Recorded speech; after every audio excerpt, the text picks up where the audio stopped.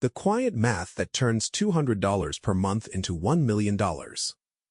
There's a version of you, same job, same salary, same life, who ends up with over $1 million saved.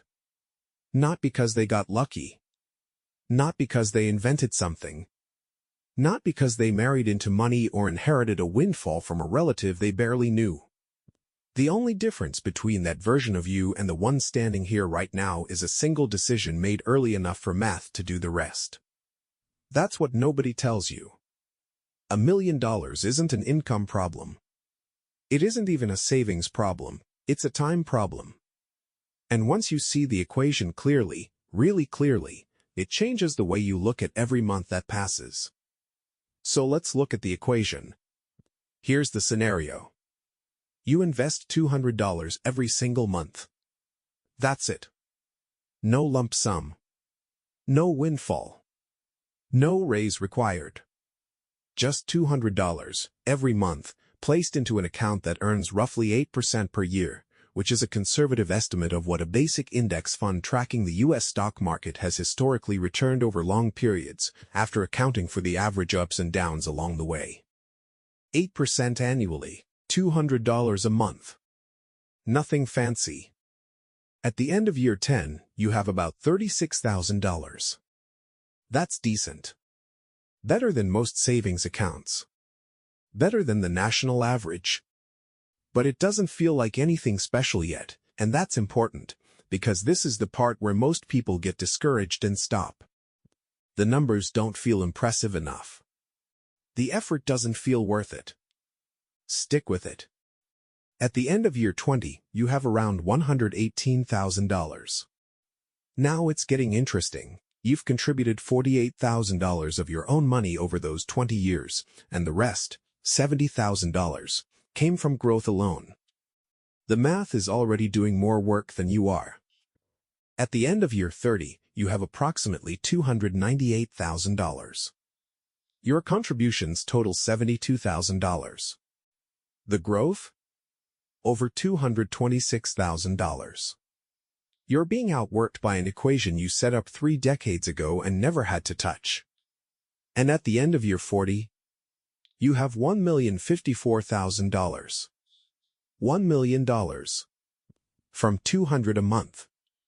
The total you personally put in over those 40 years is $96,000.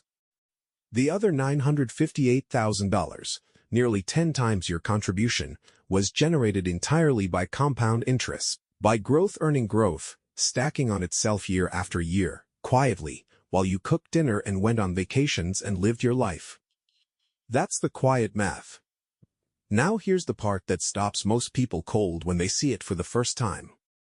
Look at where the growth actually happens. In year 10, your account has $36,000. In year 20, it has $118,000. That's an $82,000 jump over 1 decade. In year 30, it reaches $298,000, a $180,000 jump in that decade. But in year 40, it hits $1,054,000. That final decade alone produced a $756,000 jump, more than $750,000 generated in just the last 10 years of a 40-year window. The money doesn't grow in a straight line. It grows in a curve. A slow, gradual curve at first, the kind that makes people quit. Then a steep, almost vertical curve at the end, the kind that produces millionaires. The people who quit at year 25 do most of the waiting and miss most of the reward. They plant the tree, water it for decades, and walk away 2 years before the fruit appears. Compound interest isn't magic. It's math. But it behaves like magic because human brains aren't wired to intuitively understand exponential growth. We think in straight lines. We assume more time equals a proportionally larger balance. But compound interest doesn't think in straight lines. It thinks in curves. And that curve goes nearly vertical right at the end, in the window most people never reach because they gave up, got impatient, or spent the money on something else. This is why Albert Einstein, whether he actually said it or not, the quote has survived for a reason, supposedly called compound interest the eighth wonder of the world. Because it produces results that feel impossible right up until they feel inevitable. But here's something silently working against you right now. And most people never see it until it's already cost them hundreds of thousands of dollars. Fees. When you invest, almost every account, every fund, every platform charges a fee. It's called an expense ratio. On a well-chosen index fund, it might be as low as 0.03% per year, basically nothing. 3 cents on every $100. Barely worth mentioning. But on an actively managed mutual fund, the kind a lot of people are quietly steered toward by advisors who earn a commission, that fee might be 1% per year. Maybe 1.25%. Maybe 1.5%. 1% doesn't sound like much. It sounds like a rounding error on something that doesn't really matter. But over 40 years, a 1% annual fee on that same $200 a month investment doesn't cost you $9,600. It doesn't cost you $20,000. It costs you roughly $280,000 in lost compound growth. That's not the fee on your contributions. That's the fee eating the curve itself, attacking the growth that was supposed to grow more growth. Every dollar paid in fees is a dollar that never compounds.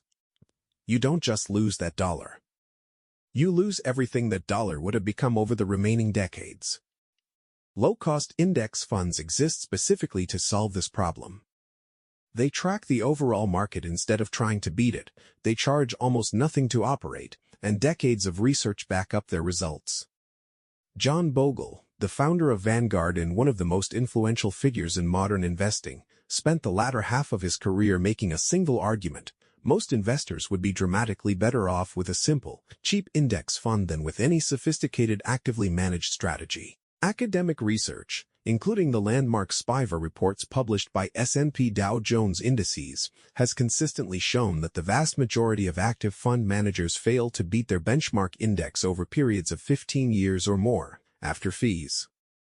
The market, given enough time, has historically rewarded patience.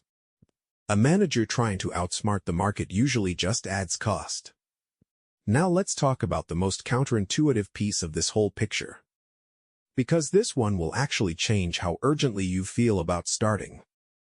Imagine two people. Person A starts investing $200 a month at age 22 and keeps going steadily until age 62, 40 years.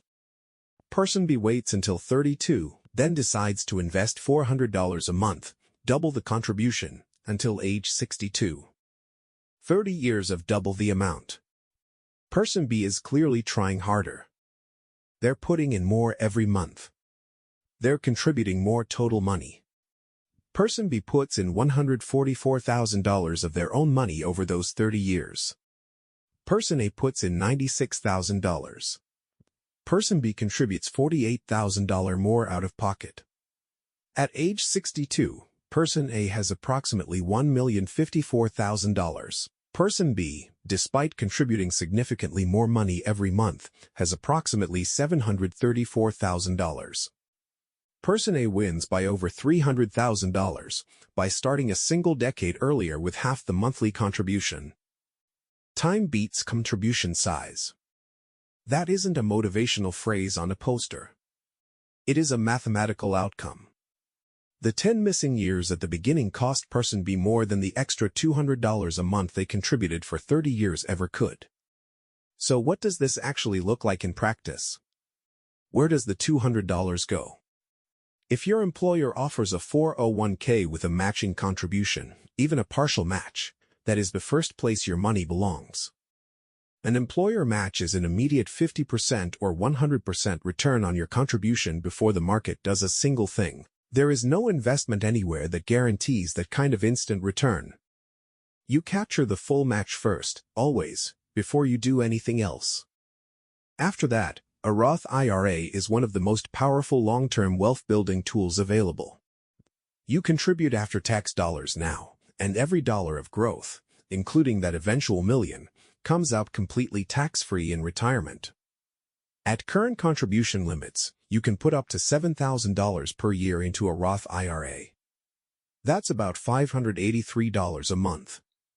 More than double the $200 this entire example is built on. Inside either account, a simple total market index fund or S&P 500 index fund with a low expense ratio is where the money sits and compounds.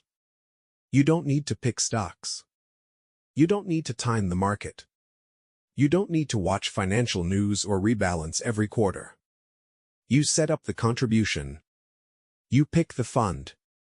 You let the curve run. Your $200 a month doesn't need a complicated strategy. It needs time and a low-cost account to live inside. And that brings us back to where we started. There's a version of you with over $1 million saved. That version didn't earn more than you.